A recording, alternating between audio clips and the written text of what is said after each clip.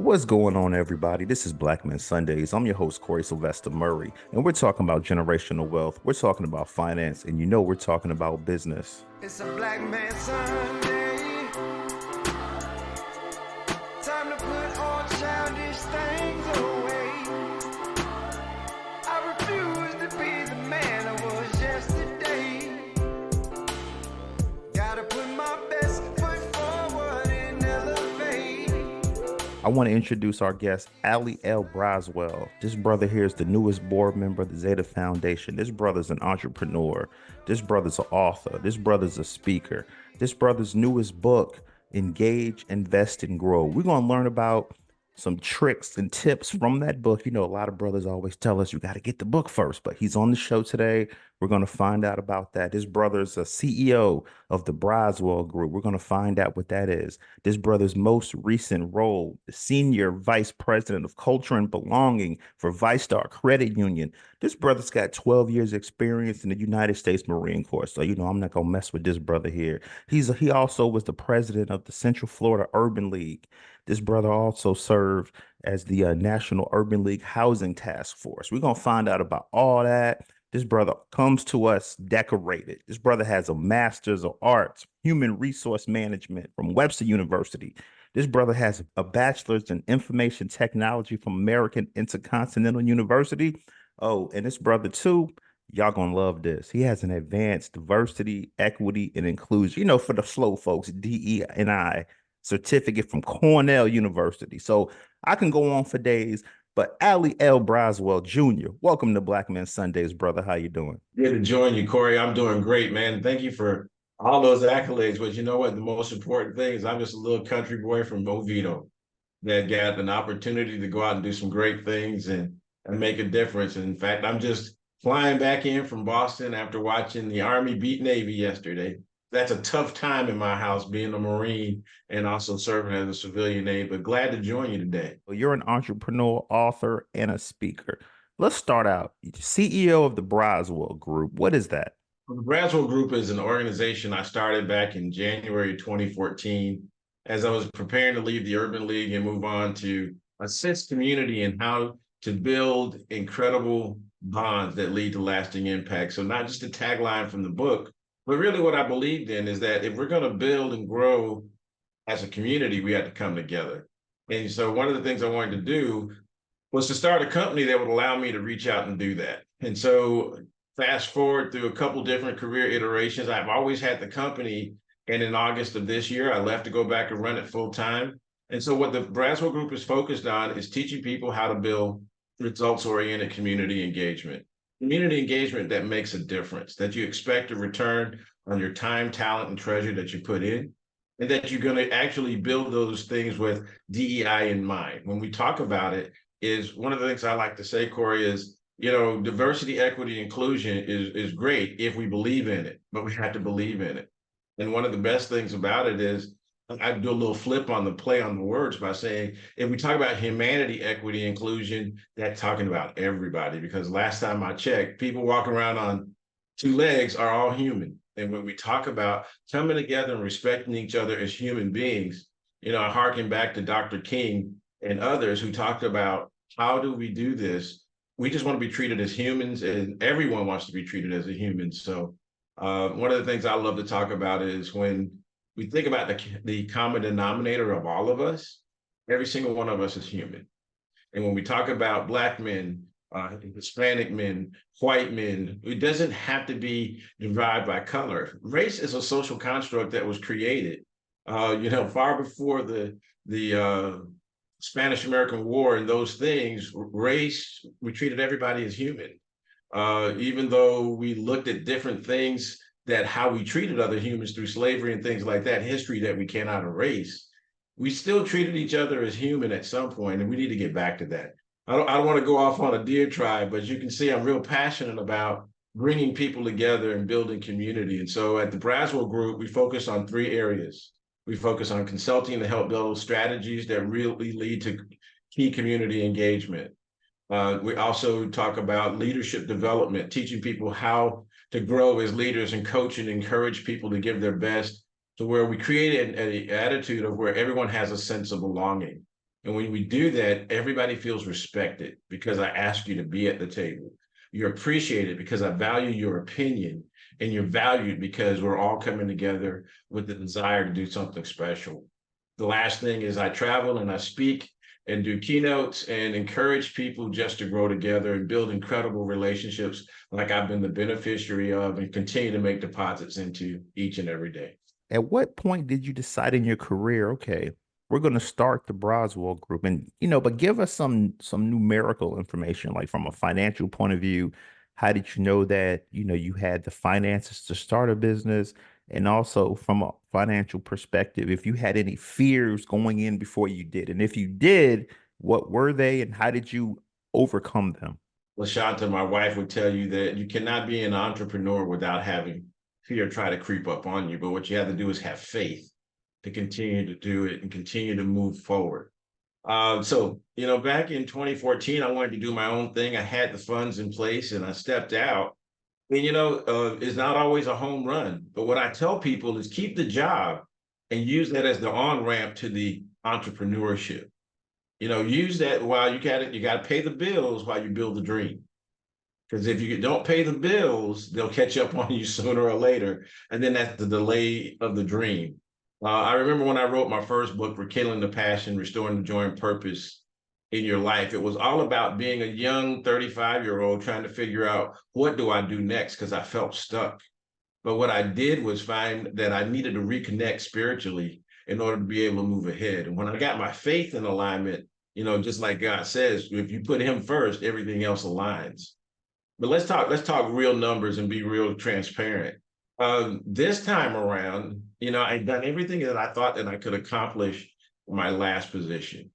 But I also had enough funding to be able to self-fund the startup of my business and keep everything running in my household for a number of months. And then I put a plan in action. What was that plan? What are the things I needed to do in order to be able to move forward? So once I had the financing in place so that I wouldn't cause disruption to my life or my lifestyle, then that gave me the ability to move forward.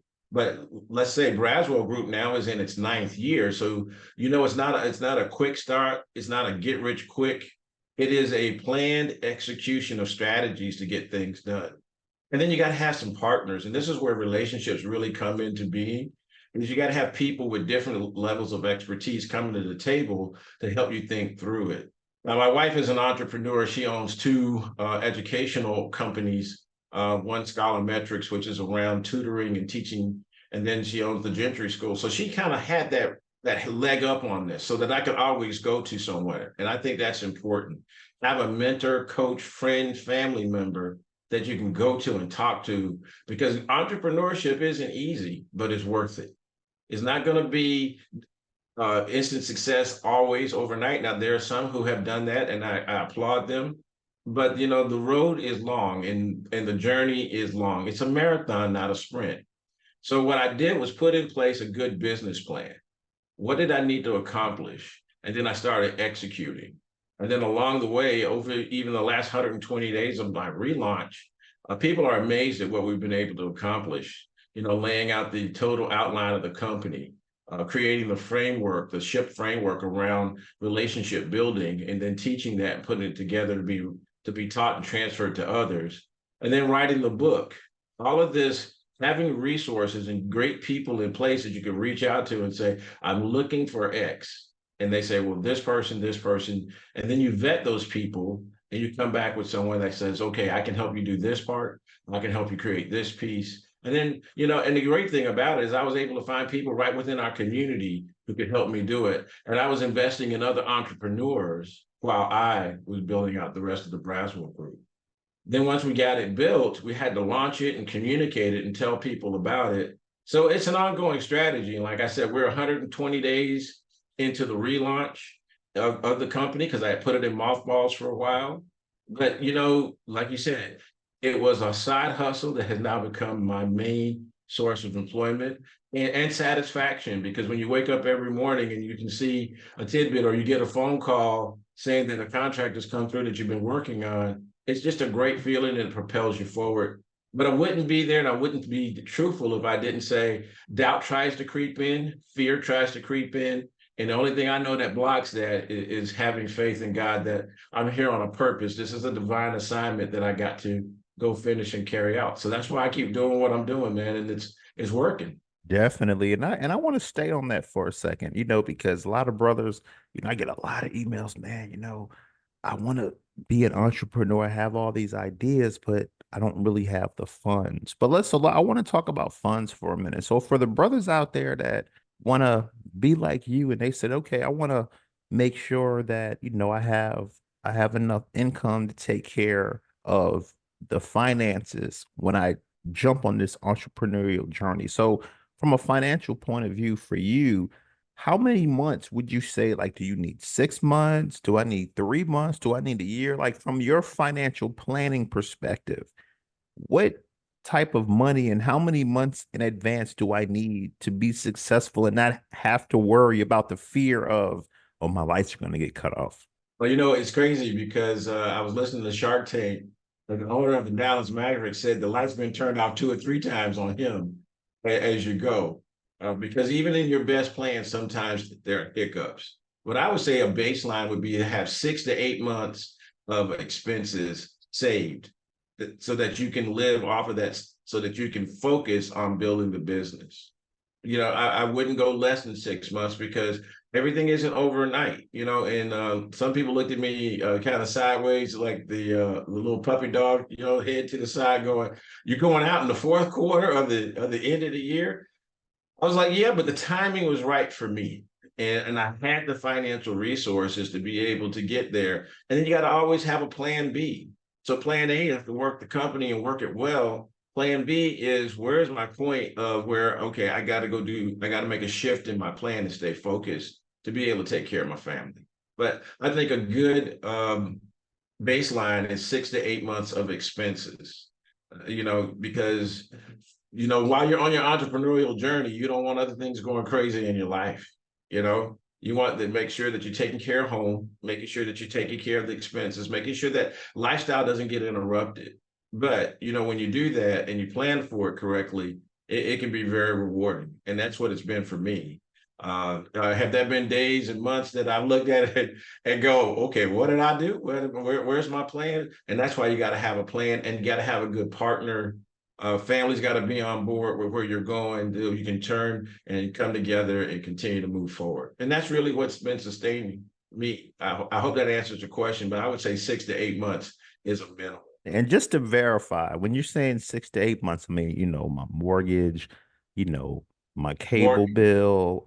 Do I need, but I guess my question for you is, do I need to, if I've got the premium cable package, do I need to bring it down to the basic? If I have, you know, 10 or 12 apps that I pay monthly fees on, and I have credit card, look, I'm a black man. I'm gonna keep it real. Christmas is coming up, right? I've been swiping the card a little bit, and with this inflation, that swiping ain't the swiping from 5 years ago. You want to have a budget. You want to look at what your monthly expenses are, where you can cut back and prepare for that launch. You want to cut back. You don't have to go and strip everything away, but you got, some of the things that you delay now, you can have better later.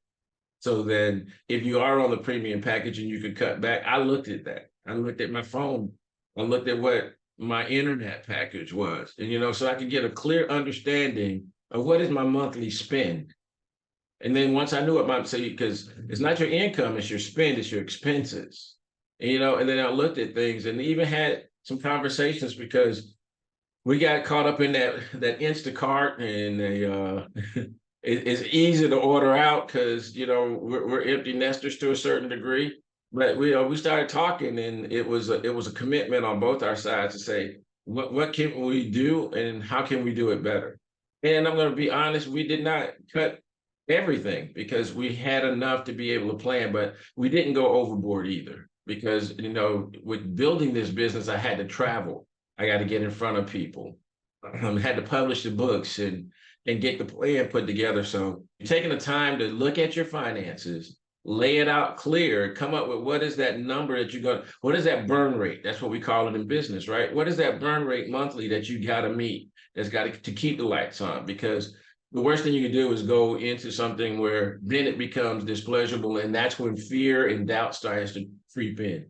So when you have that, and then you got your partner on board with you, because there's some times when you just got to talk each other through it, and you got to talk each other through the finances. And when you do that, if you cut the fat now, streamline, come up with what is my baseline expenses, my mortgage, my car, and come up with a plan of how do you use credit wisely, because you can use credit, but understand that minimum monthly payment is going to come, and you don't want to damage what you just built by missing a payment. So it's really taking a look at it, looking at your minimums and your maximums, leveraging credit wisely, and using it to help move your business forward. And then, it doesn't hurt to sit down with a person like your credit union and say, hey, this is what my budget looks like. What is, are there anything else? Is there anything else I can do that helps? Or is it, whoever that is, that finance person in your life? But then really coming back and saying, okay, this is the next 6 to 8 months that I can do this, keep my family sound, make sure things are moving just like we've been moving, and continue to move forward. And I would say one of the things is don't go and get into any additional expenditures during the middle of it, unless it's business related. One of the things I would encourage is once you form the company is to begin to put together, what does your credit portfolio look like around the company, and being able to build up your credit around your company entity and not just your personal credit. But understanding that it's going to take a combination of both your personal and the company's line of credit in order for you to get it built and sustain it.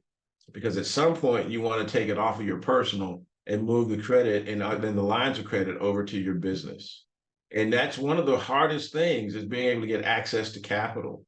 And the sooner you can build up capital lines, and be careful of the fly-by-night programs out there. Make sure you verify and check and validate that the people who say they're going to help you do something is bona fide and real, and not just a scam, because you don't want to be taken. And unfortunately, there are people out there who will try to take advantage of young entrepreneurs or new entrepreneurs coming into the market space. Wow, man. Man, I feel like I can talk to you all day. People say I'm the Allen Iverson of asking questions, and because it's just me and you today, I'm gonna shoot all the balls up. So here's my next question, man. We had a lawyer on a week ago. We had lawyers on. We have brothers that are on their own practices.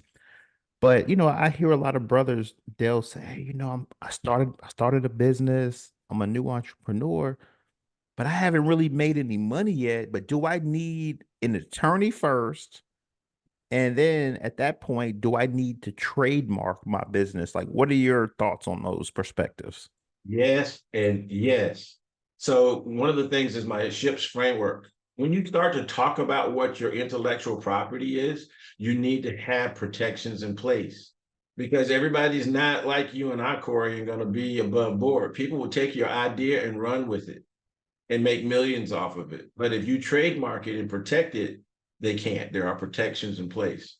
You want to have an attorney help you structure the company correctly, or use one of the filing services. I know when I first started the Braswell Group, Braswell Management Group, I went through biz filing and things like that. And of course, you can file through some biz, but you still want somebody to check and make sure that your company's formed correctly, and then that your accounting is set up correctly. So you want to talk to people like an accountant. You want to talk to an attorney about the structure of your company, but most definitely trademark your intellectual property. The Braswell Group is trademarked. The statement of SHIPS framework is trademarked. Results-oriented community engagement is trademarked, because that's the intellectual property that I can't get back if somebody were to try to hijack it or borrow it with no intent to make me whole. So yes, I would encourage them to seek an attorney, seek guidance. And trademarking has a cost to it, but the value that you safeguard is your profit, is your future, is your money that will come out of your ideas. And so many times I've seen people borrow one of my ideas and then I see it turn down. So one of the things I learned, and I learned the hard way, I was running my lips, but I hadn't trademarked my intellectual property. So this time around, I'm making sure that I did those actions before I ever start putting it out there heavily. In the intro, I said, 12 years, U.S. Marine Corps. I'm also looking at your resume. You know, you're also U.S. Army Reserve Ambassador. So at what point, and also, you know, from a military perspective coming up, like how did that military grooming like shape your entrepreneurial success? Well, you know what? I think it gave me the discipline to believe that I can do anything if I put my mind to it. You know, my parents taught me that. It used to be interesting because I hear people talk about, well, blacks are liberal. No, man, I came out one of the most conservative Baptist households that you could imagine. My grandfather was a pastor, and I happen to be from a family of Marines. So being number 8 in that list, it really gave me the discipline and the guidelines and an example to follow of what I wanted to be. And as an entrepreneur, so you got to get yourself up in the morning and go get it. I love my son observed. I left on August 4th, and on August 6th, I was working. Okay. And he was like, well, he didn't even take a day off. No, because see, you got to be able to have that drive and determination. And that's one of the things I think the Marine Corps instilled in me. And now, yes, I served as a U.S. Army Reserve Ambassador, which was a 2-star post with the Army Reserve. And I currently serve now as the civilian aide to the Secretary of the Army, where I get to work with the commands to help identify young people and provide opportunities to connect with community. But I also get to advise the Secretary on how to connect with our communities. And most recently, like I said, I was at the Army-Navy game with several of my colleagues. It's a pretty cool opportunity, but it constantly reinforces that what I learned as a young Marine: know yourself and seek self-improvement.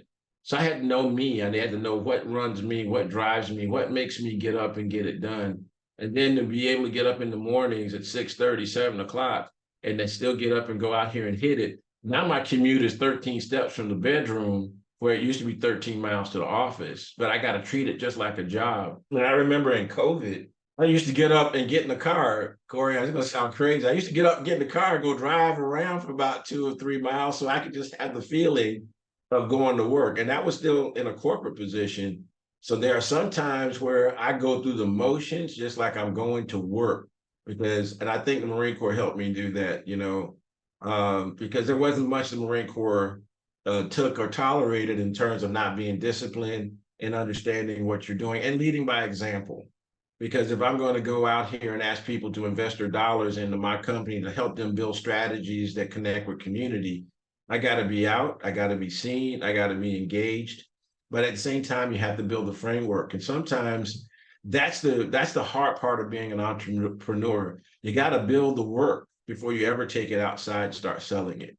You got to build the templates. You got to write the flywheels out of how your products come together. What's the intricacies of how each one of them work. Then you got to write the templates for the proposals. Then you got to write the templates for the service deliverables. So, it's the grunt work. And I think that's where, the discipline that I learned in the Corps keeps me going and allows me to get it done. Now, is that every day I want to do that? No, sir. There's plenty of times I would rather go get involved in something else. But I will tell you, one of the biggest things that we have to avoid as entrepreneurs is social media during work hours. But being on social media is not necessarily working unless your business is social media. And that can steal hours from you, going out, checking LinkedIn, checking Facebook, checking other platforms. But, when I'm on LinkedIn or my social media usually happens later on in the day. But there are times when you really want to make sure that you're getting your message out. So if you're on social media, be on social media with a purpose, a business purpose. So, one of the things is we're getting ready to launch a podcast here beginning of 2024 called Off the Record. And it's about having those real conversations. Second, but I had to lay the framework. What does that look like? I know I'm preaching to the choir here. You got to have a framework of what that looks like before you ever start trying to turn it on the microphone and the camera. So it's spending that time. And I think that's what the military does well, is it showed me how to, use the good old Marine Corps 5-paragraph audit. I need to know the situation. Then I got to come up with what's the mission to accomplish? And then how am I going to execute it? And then, what am I going to need? The administration and logistics of getting that. And then how am I going to execute it? How am I going to manage it? Who else do I need to get involved with? Now, I learned that 5-paragraph order when I was a young Marine, and that's many years ago, many gray hairs less. But I was able to take that discipline and that learning of how to plan and execute a strategy and take it forward. And I still use it today, man.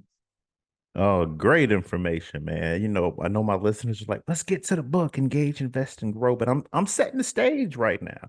So let's take it to the banking level. You're an executive, five-star credit union, senior VP culture and belonging, right?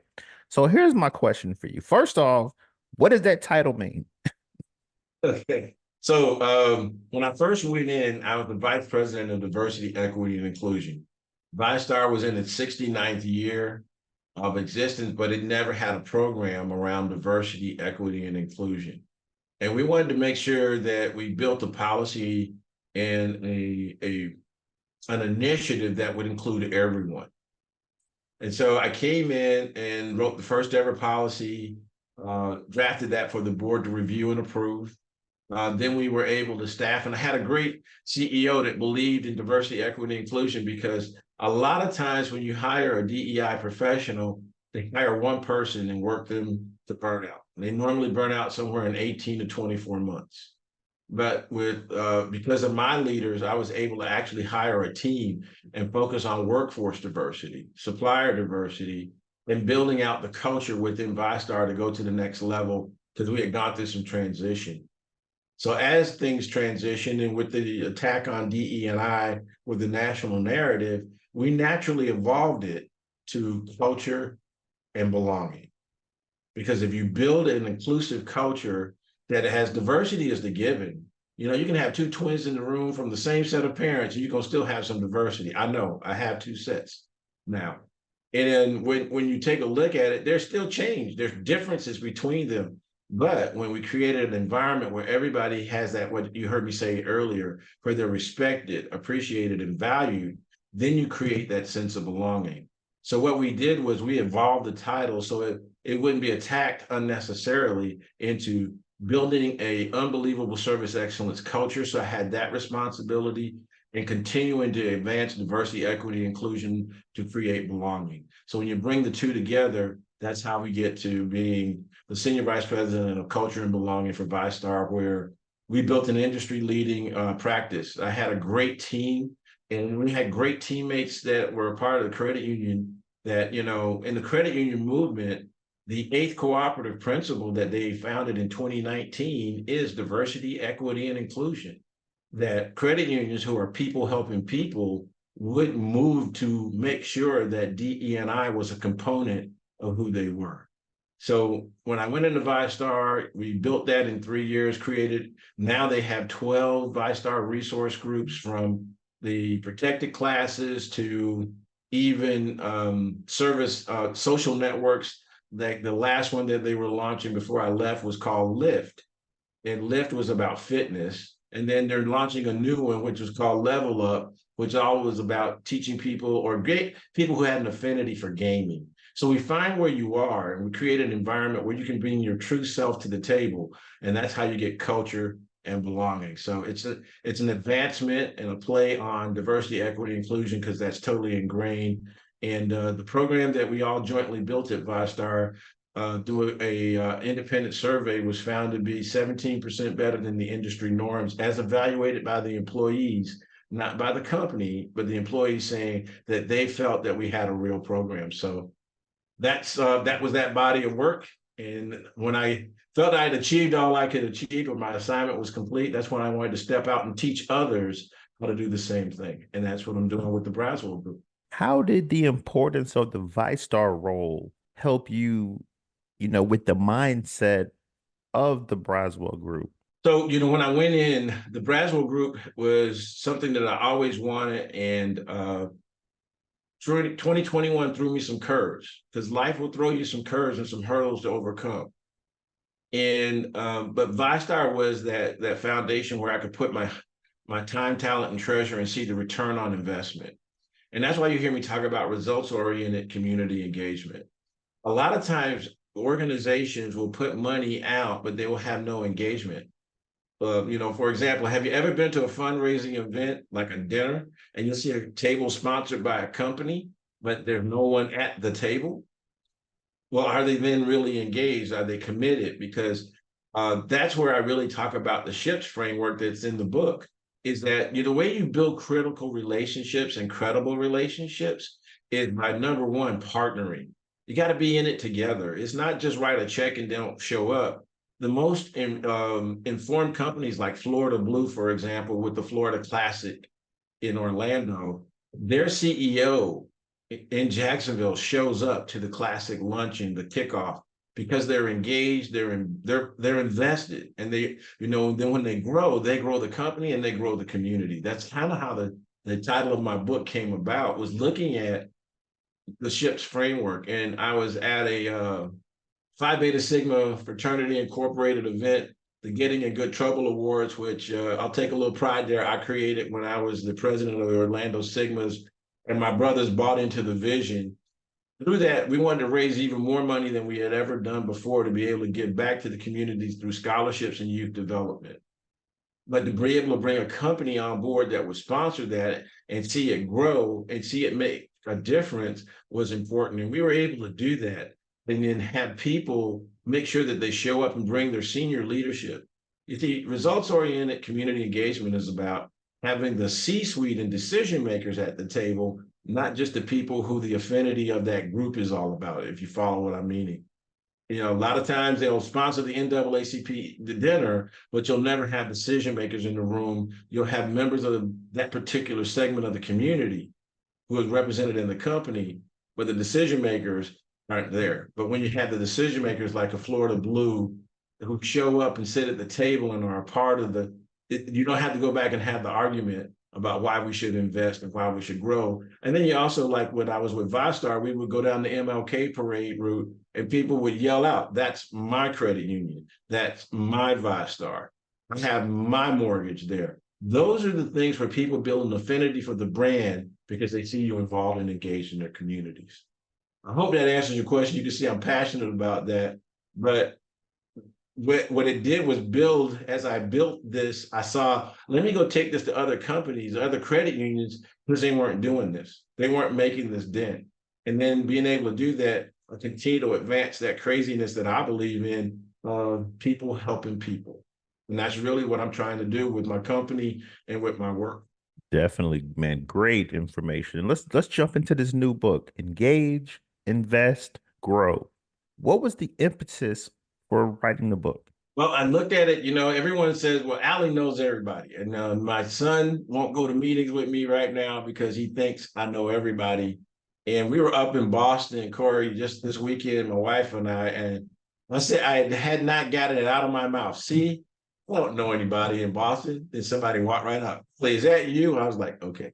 But you know what it is it's relationships. And so when I was at the last Getting in Good Trouble Awards luncheon in June of this year, I said, it's really about ships. And it's really about learning how to build great relationships through partnerships.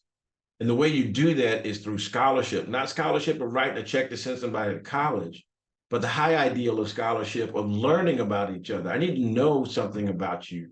I need to spend some time and invest time and talent and treasure into that. And what I like to say is, in the book, I talk about relationships because it's about the bond that you build that is lasting and influential. And I talk about how Bob Billingsley, one of my mentors at Disney, saw me as a young manager and would invest time, would invest treasure. Let me support what you're doing. But it also gave great guidance.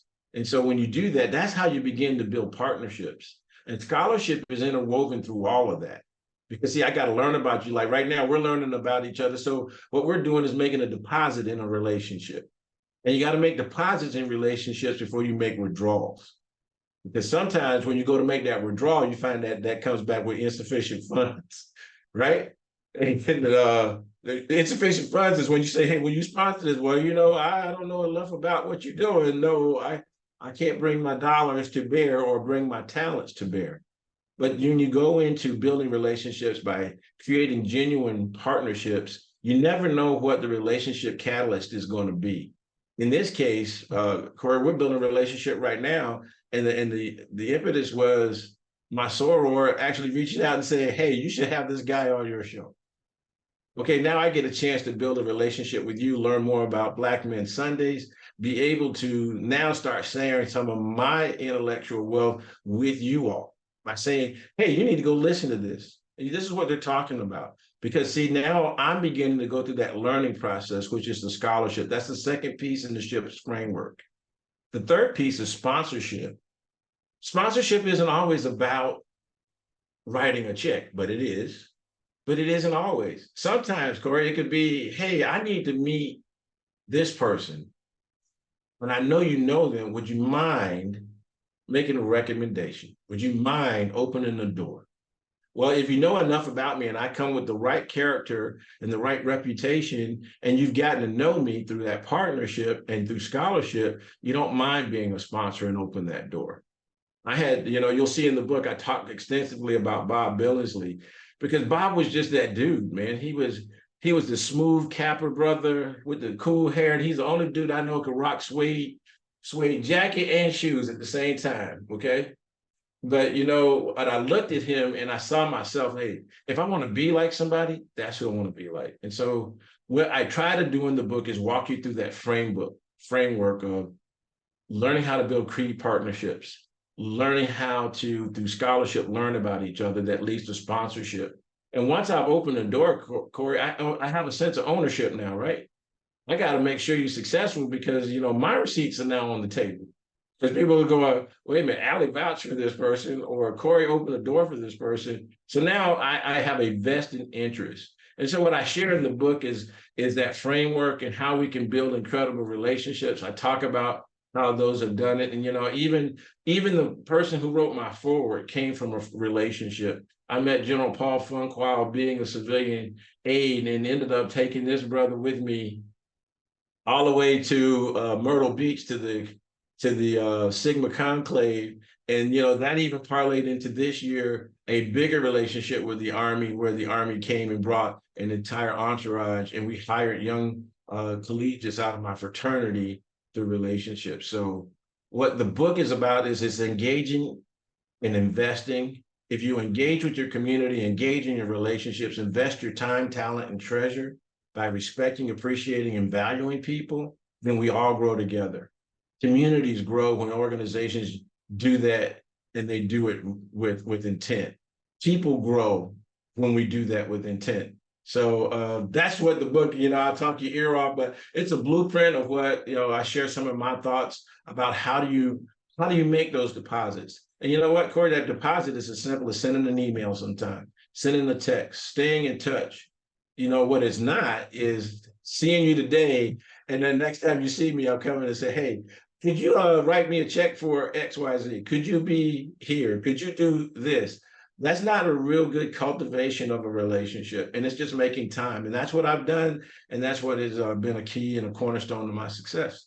Wow, man, you're blowing me away right now. As a Black man, right? I feel like as Black men, we're more on the competitive side than the collaborative side. But then as I have you on the show, as I've had other guests on, I'm like, wow, a lot of the guests are collaborating, but on the lower level, we're competing with each other.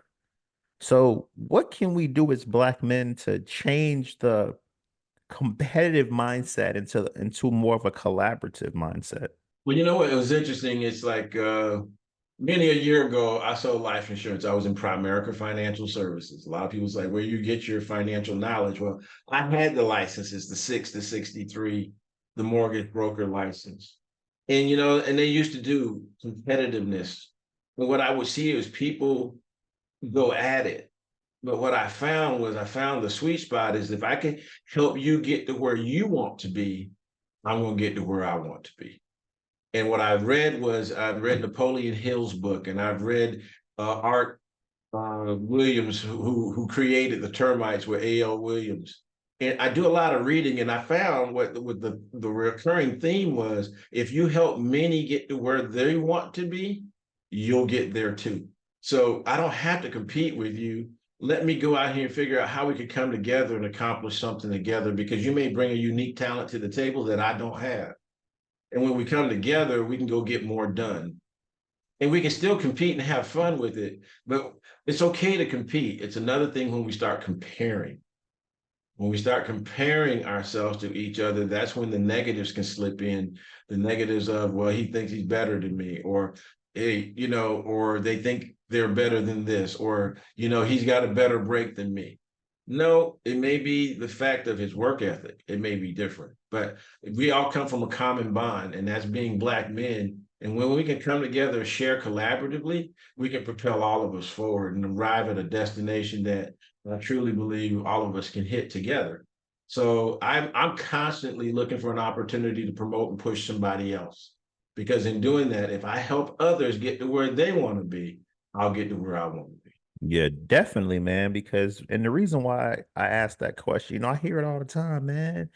Oh, this guy, he making this money now.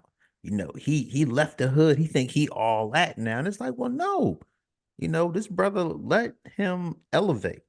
And I feel like a lot of brothers kind of want to, once they start elevating, or once we start elevating, then it's kind of like you go back to the neighborhood and people treat you like you're not Black anymore. I'm just being honest. You know what I mean? So, but that leads to my next question, because from a business point of view, even I've noticed it with Black Men Sundays, like partnerships, sponsorships, you get emails starting to come in.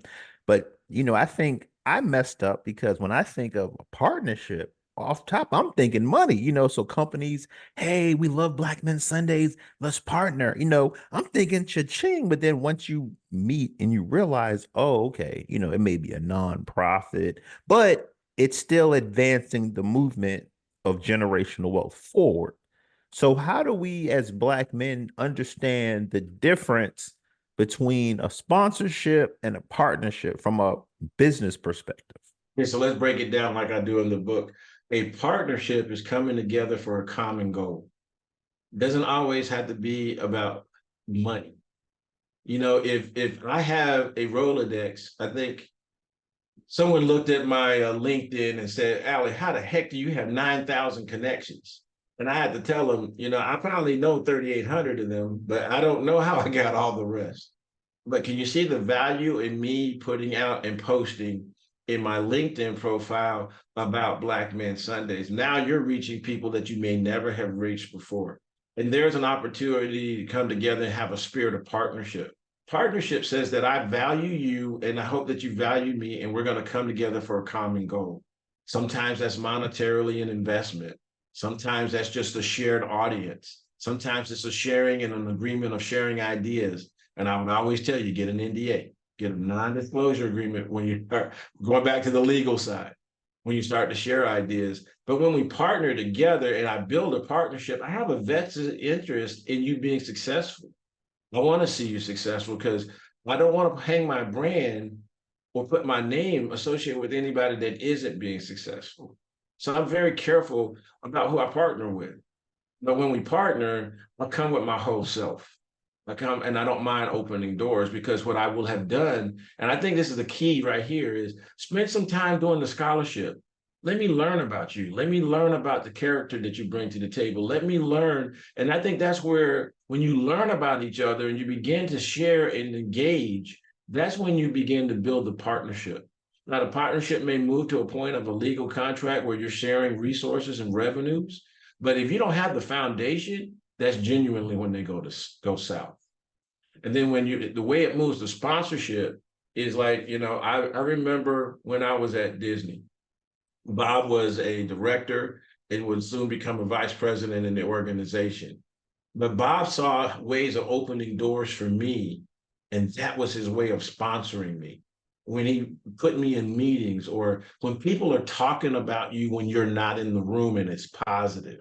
So sometimes you got to have those champions that are opening doors for you. You don't even know the door was there. And I got proof of that the other day.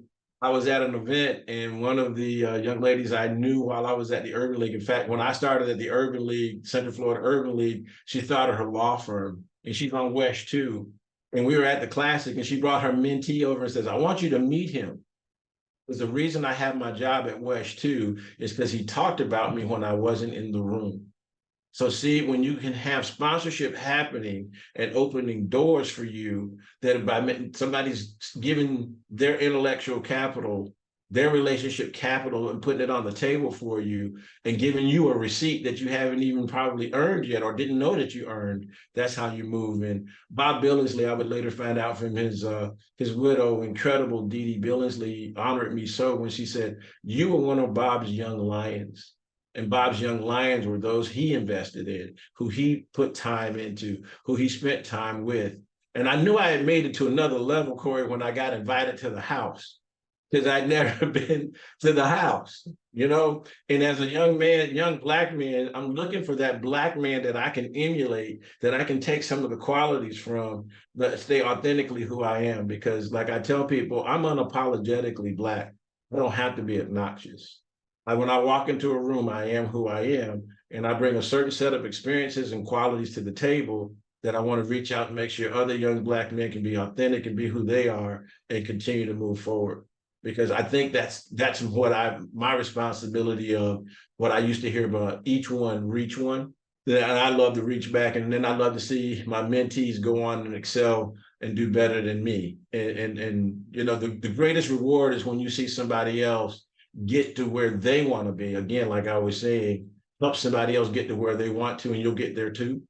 Is when you can see another young Black man coming along that you spent some time, that you put some talent into. You may even put a couple resources or coins in his pocket, but then they're out here achieving and doing great things.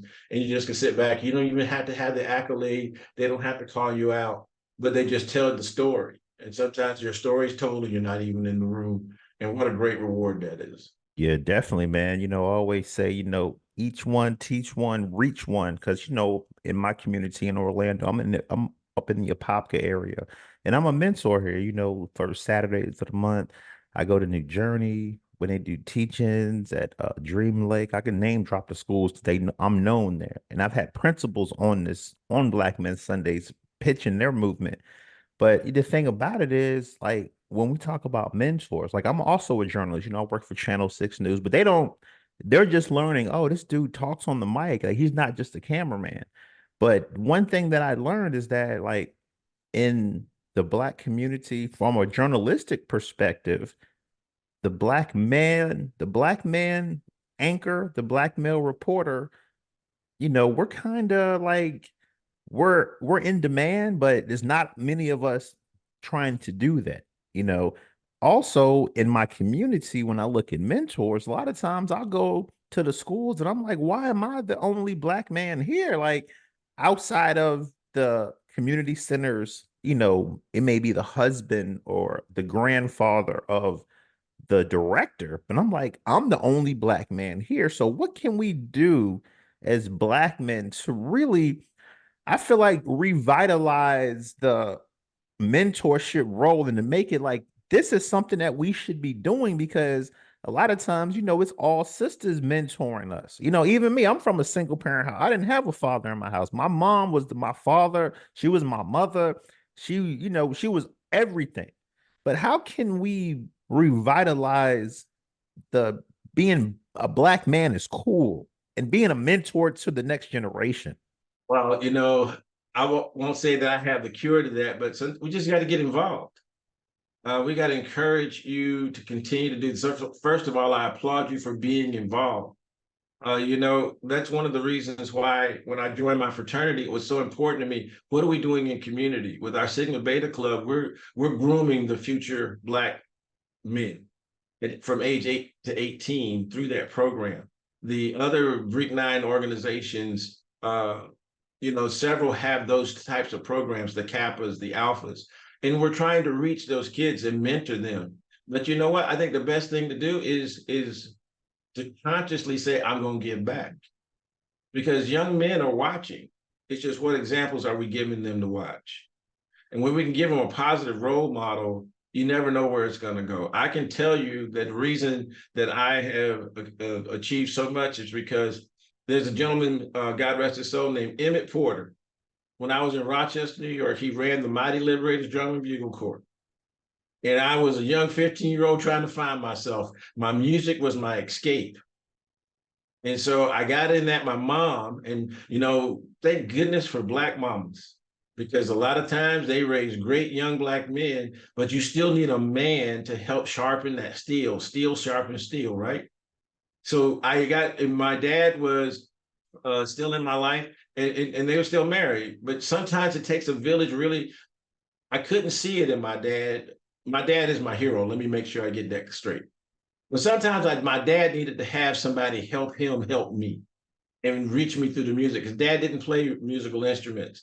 Emmett got me into the drum and bugle corps. And in my ninth grade year, I had to come back home while we were out on tour and take an exam. Do you know he put me on a plane and flew me home from Philadelphia and flew me back to take that exam? That investment said that he cared, that I was worthy, that I was valuable, that somebody put their resources from a program in me. And that's an indelible memory. Another memory I have in upstate New York is Xerox Corporation had Black executives coming into our classrooms. And I got to see the first generation fiber optic. And I'm here to tell you now, that was in sixth grade. Well, I at the Urban League, I paid it forward and created the STEAM Academy, Science, Technology, Engineering, Arts, and Math, at Evans High School. And the whole goal was to reach kids and introduce them to STEM like it was introduced to me. As you heard, my undergrad degree is in information technology. So I truly am the geek who can speak, right? But when I saw that, that inspired me, because I could look at that man and say, well, if he can do it, I can do it. And I think the greatest way of saying it is the chairman of the Joint Chiefs of Staff. I got to spend some time with him this weekend, General Charles Q. Brown, the highest ranking military officer in the United States. And he makes a simple statement: they got to see it to be it. Young Black men, the reason we need to mentor and go back into our classrooms and our communities is they got to see it in order to be it. What they see, they will emulate. And we give them positive role models, and we give them positive reinforcement, and we come alongside those moms, raising them as single moms, and because those are some powerful women who help raise a young man to be a young man. What we can do is come along and augment that by being able to give them good examples to follow. I hope that makes sense, because that's the one that's near and dear to me. And that, I always wanted to be able to pay it forward. Somebody invested in me. I feel my responsibility is to invest in someone else. No, that's great information, man. And like I said, coming from a single parent household, I can definitely relate to that.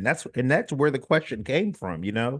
But let's also talk, because I feel like a lot of Black men, we have great jobs, we make good money, but a lot of brothers are kind of like, when I was in my 20s, the job was fun. But I'm in my 40s now, back hurt a little bit, I'm getting a little aches and pains.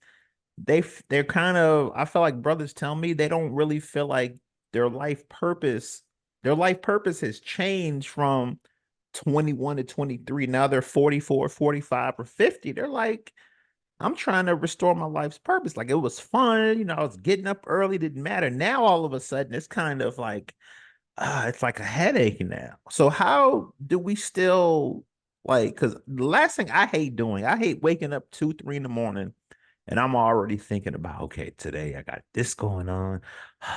I got that going on. Like, I'm not having fun. I'm not saying me, but I'm just saying, like, some days I don't have fun. I'm just being honest. So how do we restore our life's purpose and make sure that we're enjoying these days?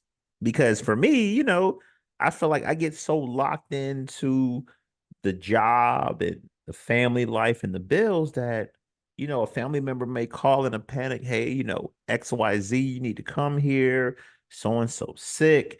And then it takes you back to, man, this is really what life's about. But I kind of let the financial side run me. And that's a lot of Black men say, you got white people problems now. So, how do we restore our purpose in life as Black men, brother? So for me, I went through that at age 35, and I'm proud to say I'm 62 years young. I had to figure out where was I, because I had those same questions. It was like, it wasn't fun anymore. I was making nice money, but I wasn't happy.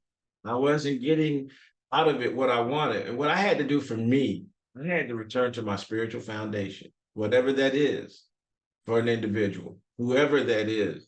I'm not going to tell you who to believe in and who to worship.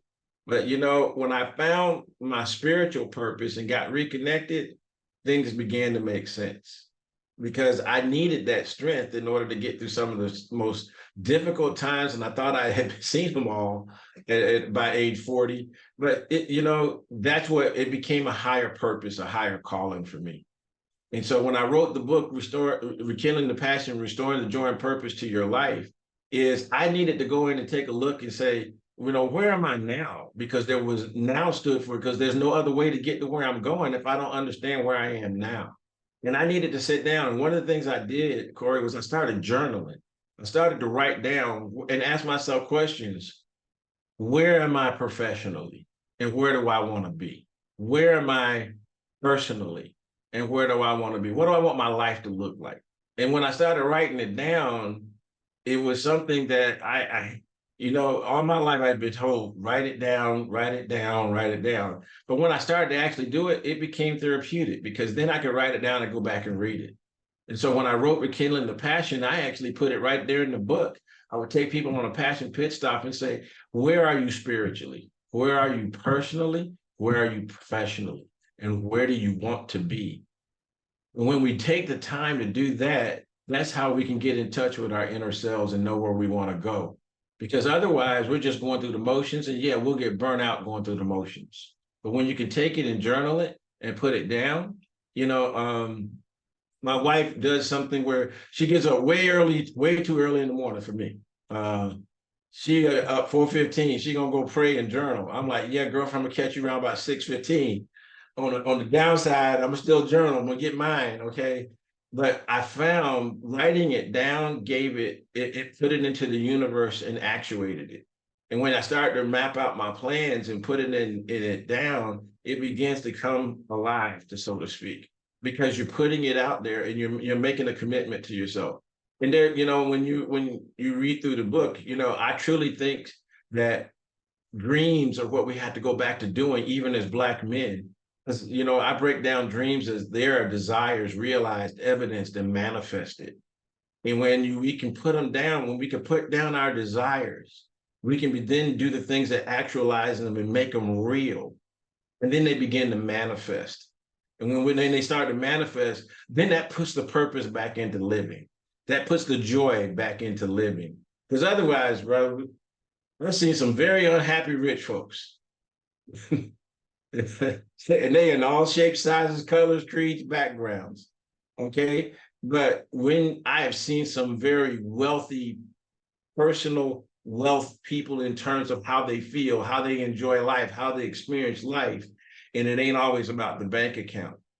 I've seen people who have made less be more happier than people who have made more and have everything, but they're still unhappy. So I think you have to find it on a personal level. It's a spiritual reconnection for me. When I did that, and often I have to go back to that, when I do that to get grounded, I drive back to Oviedo, bro, and I go and park in front of the spot where my old house was when I was a kid so that I can stay grounded and realize you came from this. What you've achieved is a blessing, but remember where you came from. Write down your plans and your dreams and your goals, and then go out there and get the receipts to make them actual. Oh man, great information, man. First off, I got like three more questions for you. I told you I'm the Allen Iverson. Once I get revved up, I can go all day. But first off, brother, you enjoying yourself on Black Men Sundays? I'm having a ball, man. This is great. This is, you know what? This is what we're supposed to do. We're supposed to chop it up and share, I remember being a kid. I used to love to be in the room where my uncle would come in, and he was the first Marine in the family, because I knew that was going to be crazy. And I didn't know he was secretly cursing, because I didn't know what mammy tapping was until I got older. But being in that room and chopping it up and hearing other men share their experiences was incredible for me, and it laid a foundation. So being able to do this with you today has been totally worthwhile. Thank you for allowing me to come and share. Yeah, definitely, man. It hits home for me because my younger brother, he's 32 years old. He's retired from the Marines. He's retired. I'm like, you're retired.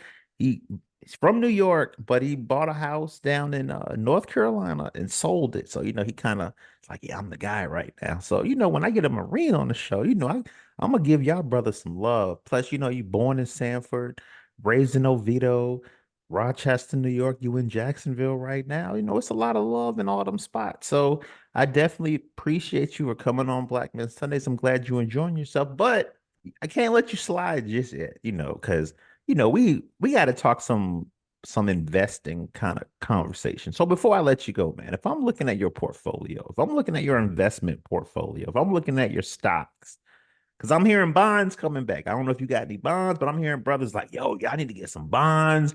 Y'all need to get some gold bars. Like I'm telling you, y'all need to get in the game. Y'all need to get some crypto. I'm hearing crypto in 24 is coming back. So from your point of view, from an investment perspective, should I spend more of my finances on group stocks, or should I do the Robinhood, the Chase, where I'm doing like the individual stocks, like from your point of view? Because you got more seasoning than I do, but I'm trying to get my paprika right too. Well, I think, the best formula is go get that Lowry seasoned salt and make sure you get in where it fits your purpose and your desires. And the first thing is to reach out to an advisor and find somebody who can sit down and listen to you and what your goals are so that you can align your goals.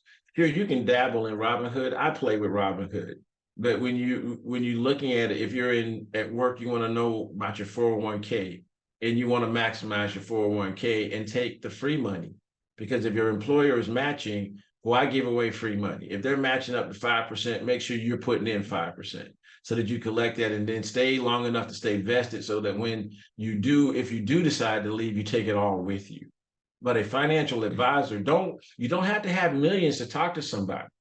You can start while you are getting started so that you get a game plan and they give you a roadmap to be successful.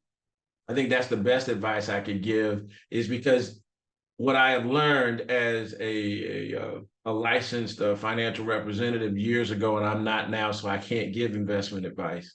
What I learned, though, was finding somebody who was more knowledgeable about it than I was, plugging into them and letting them genuinely help me and lay out a game plan. You can get it started in a mutual fund as little as $50 or $100, but then get excited about building wealth and building resources. I remember the rule of 72, which is something I can't speak about. That the rule of 72 says that you take the amount of interest you receive and divide it by the number of years, and you'll find out how quickly your money doubles. So if you take and put $100 away for 20 years at 12% interest, it's going to double every 6 years. Okay. And when it doubles, in a 20-year time span, that's $100,000. That's game changing for a Black man in America, when the average wealth or the average savings is less than $25,000 to $35,000. So learning early enough, getting with a financial plan, getting an investment club, create an investment club and invite in an investment advisor and have them sit down with you and get excited about coming together to learn about stocks and building a portfolio. I think that's the best advice I could give, Court. And that's great information, man. And I feel like over my generational wealth journey, I'm starting to see a lot of brothers saying, generational wealth is a gimmick. Financial advisors, accountants are trying to get you to invest in this, but it's not really a thing, because by 2052, and I've seen this in a lot of, you probably saw it too, by 2052, there will be no black wealth. What are your thoughts on that? That's scary because years ago, the reason that cities were bombed and destroyed was because we learned how to invest in ourselves. And I'm thinking about the city of Tulsa, Oklahoma. I'm thinking about, we didn't even go that far. You can go right to Ocoee. The wealth was in land and it was taken away. And that bothers me. But what we can do is we must teach about it. We cannot have that segment of history just erased away because it doesn't feel good for some people. We must teach about it, but then we must put plans in action to change it. Because last time I looked, money was green. It didn't have a race or a color attached to it. It had an accumulation factor if you put it away. And if we became more focused on building for generational wealth rather than instant gratification, we got to get out of instant gratification. I will tell you, there's a great book that was out there. I never got a chance to read it. I read excerpts of it, but The Jewish Principle, which talked about delaying your return on investment to later years, was a better principle than just living today. I want to encourage people to go out and read things like that, to understand that it's not about the flash and the bling of today. It's about the generational wealth of legacy that you pass on for generations to come. Because that was, a lot of people say, well, I don't need any life insurance. Well, one of the vehicles for building generational wealth was life insurance, because we didn't have the money so we could invest in the insurance policy to create the wealth. And I think we had to change our mindsets, even at our churches. We look at the big churches in other communities and we say, wow, how'd they do that? Because they go out and they buy a policy and they endow the church with the policy. Now, imagine if we were to do that in our communities, and then we had ways of putting that money back into the community. We could raise a Tulsa again. We can continue to invest in Apopka and Eatonville and continue to grow them. The Unity of Eatonville Federal Credit Union, which was something I was a part of, coming alongside at Visar to help that credit union get up firmly on its feet. That's about generational wealth. Let's put money into that credit union, continue to grow it, continue to staff it, watch it. It's one branch now with 2 employees, but it will be there to serve a community. And it's the first credit union in the 135-year history of Eatonville, done by the people of Eatonville for the people of Eatonville. When other financial institutions could have done that years earlier, this one is there, and we need to sustain and support things like that. So those are my feelings, is that we must still continue to invest in ourselves, in our communities, in our families, and in our generations to come. Great information. And my final question, I've been dying to ask you this, but I kind of had to save it for the back end. I was kind of, biting I've been gritting my teeth the whole show. I'm glad there's a mute button. But I live in Florida. We know who our governor is, right? But I feel like from a generational wealth point of view, we can get to the club by 11, but when it's time to vote, it's hot, and I'm not going. If it ain't the president, I'm not really voting. But I'm saying no. Like, if you a homeowner, your yearly taxes, if you don't vote, like, your taxes is in the air. So how important, as a Black man, outside of voting for the president, right? How important is voting for, like, local officials, the governor, and all? Just talk about how that can disrupt or propel your generational wealth. Well, I'll tell you, it's real simple. The politics that affect you closely are the ones at home. Your city, your county commissioners, your state officials are the ones who set policy for the state that you live in. They set the tax rate through that vote. When they're talking about the millage, they actually put that out for a vote. And if you don't vote, others are voting and deciding how much you should be taxed. If you want to have a voice in that, you got to go vote. I heard young people when I was on the campaign trail in 2022, well, my vote doesn't count. We lost my race by 4,300 votes, and we saw 18% of the people who had voted before in that race did not vote. Had 10%, I lost by less than 3%. Had 10% showed up out of the votes that we had assumed would vote, Corie, we'd have had a different outcome. I just watched down in Louisiana where a race for sheriff between a white gentleman and a Black gentleman was decided by 1 vote, and the Black gentleman won. And then the court overturned the election and has called for a new election. This was yesterday. 1 vote, but they said that the law that they cited was when there was no clear delineation of how many votes may have been illegally cast, that the election would be void and they would have to run another election. It wouldn't be that if we'd have had more people turn out. And we can't just turn out for president. We got to turn out for governor. We got to turn out for midterm races. We got to turn out for city council races. I've watched and looked at it and seen that even in local townships, races are sometimes decided by hundreds of votes, not thousands. Of 21,000 eligible to vote, you might get 2,300, 10% to 14% to show up to vote. I think the best way to characterize it is John Lewis said we have the right to vote. The John Lewis Act is still sitting in Congress awaiting approval because we don't have the right people there to carry it through. Why? Because we are not voting. People are not voting. And what you have to be careful of, there are some to say, well, if they're not going to vote, then they don't need the right to vote.